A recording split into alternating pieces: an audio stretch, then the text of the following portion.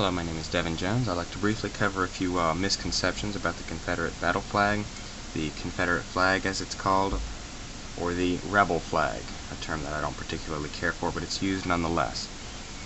So, to start off with, I'd like to dispel a few myths. Myth number one, the War of Northern Aggression, misnamed the Civil War, the War of 1861 to 1865, was supposedly fought over slavery. This is terribly untrue. The North fought over money. Plain and simple. When the South started secession, Lincoln was actually asked the question, why not let the South go in peace? To which he replied, I can't let them go. Who would pay for the government? So, sensing total financial ruin for the North, Lincoln waged war on the South, and the South fought the war to repel Northern aggression and invasion. I am not saying, by any stretch of the term, that the North started the war. Okay, I mean technically they did. They caused it in terms of the tariff of abominations, as it's been referred to. They definitely called for the war when they repelled the rights of the South, the rights of the state, and the rights of the people. That's the 9th and 10th Amendments in your Constitution. And the different tariffs that they were opposing on certain southern states, that doubled taxes and in some areas tripled taxes for the South. And so in a way they did start it, but I readily admit, and gladly so, the South started the war when South Carolina in January of 1861 bombed Fort Sumter. I am saying that the South repelled the North and repelled their actions in what they did, trying to impose their totalitarian, democratic, socialist government on the South. Okay. So myth number two, only Southerners own slaves. Okay, this is entirely untrue as well. Many Northern civilians owned slaves prior to, during, and even after the War of Northern Aggression, or Abe Lincoln's War, as you might want to call it instead. Surprisingly, to many history-impaired individuals, which that would categorize most of America today, most Union generals and staff had slaves to serve them, William T. Sherman being a classic example. There's more facts on this. Email me if you need more information. Thirdly, a myth. The Confederate flag was flown on slave ships. No, it wasn't. None of the flags of the Confederacy were ever flown on any slave ship. Okay. Hold on. Nor did the South own or operate any slave ships. I have to throw that in, okay?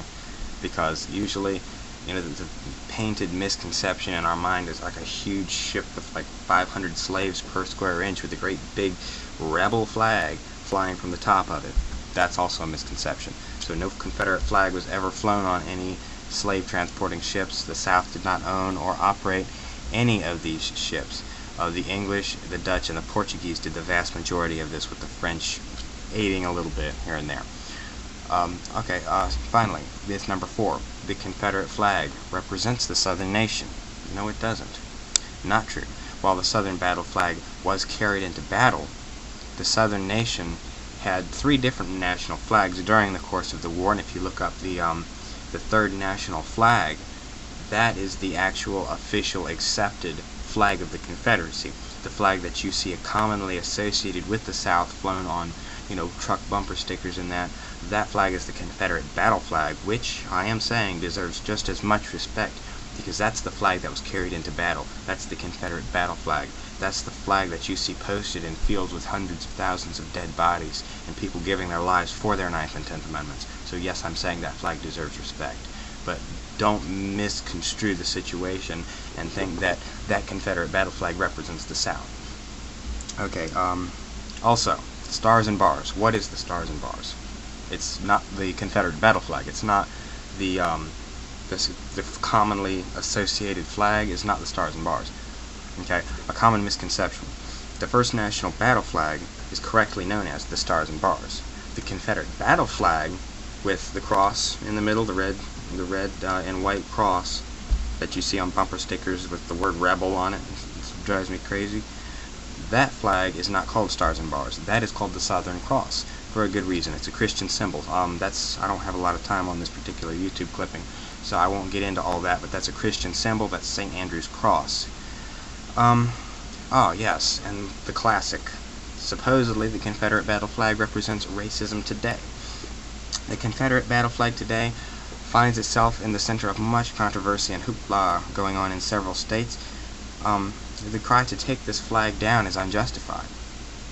Okay, it's very important to keep in mind that the Confederate battle flag was simply just that. It was a battle flag.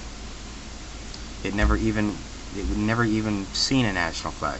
Was only flown on the same pole as a national flag twice during the entire duration of the Civil War.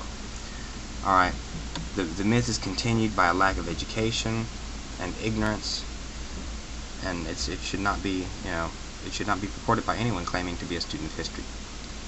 I think that part of the reason that it's associated with racism so much today is because of, institutions that are racist, that use that flag and misconstrue that flag and fly it in completely inappropriate situations. Yeah, that Confederate flag is worthy of respect, is worthy of honor, not because it had anything to do with slavery. The South did not fight over slavery, okay, as we already stated. It's also a common misconception that the North was the only nation that had men of color in their ranks. It's quite simply a major falsehood of history.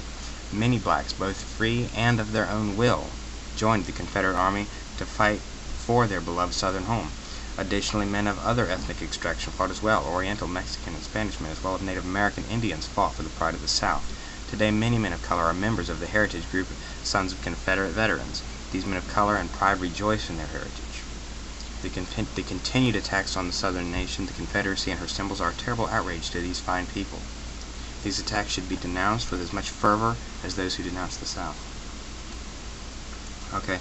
I've kind of partially handled this, but I'm going to handle it separately. The Confederate flag supposedly is an authorized symbol of the Aryan nations, KKK, and other northeastern hate groups. Quite the contrary. These despicable organizations, such as the KKK and Aryans, have taken a hallowed place in history and have plagued good Southern folks in memories of fine Confederate soldiers that have fought under the flag with their perverse agenda. In no way does the Confederate flag represent hate, or violence, or intolerance, or discrimination. Heritage groups such as the Sons of Confederate Veterans battle daily the damage done to the proud nation by these hate groups. The Sons of Confederate Veterans denounces all hate groups and pridefully boast heritage, not hate. Okay, the KKK misuses that symbol, just like you see a lot of people with huge golden crosses hanging around their necks, but it in no way indicts Christianity. It in no way affects the symbol of the cross. And so just wanted to cover a few basic misconceptions.